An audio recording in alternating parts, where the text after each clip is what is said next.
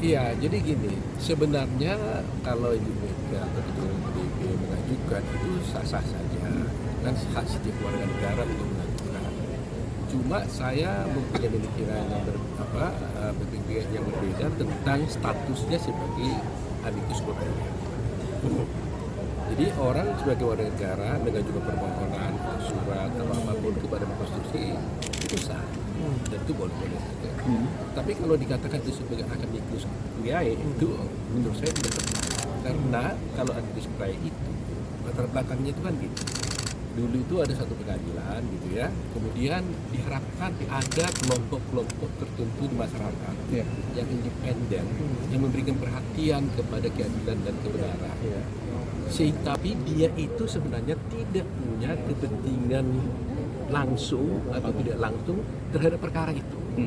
Jadi dia tidak ada kepentingan di sana, sehingga dia datang ke pengadilan sebagai sahabat pengadilan, memberikan masukan pandangannya yang genuine gitu.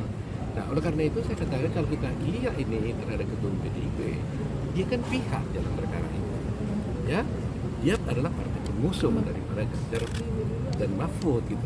Sehingga saya melihat ini dia tidak genuine sebagai sahabat pengadilan karena dia pihak dalam perkara.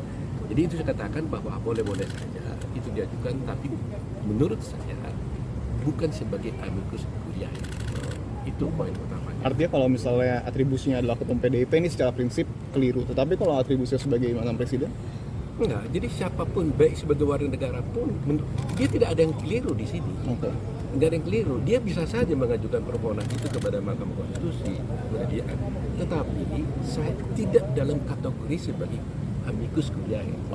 Itu poinnya. Karena amicus curiae itu adalah dia harus betul-betul independen sebagai kelompok masyarakat yang memberikan perhatian kepada hukum dan keadilan dan tidak punya kepentingan langsung maupun tidak langsung terhadap perkara yang terjadi.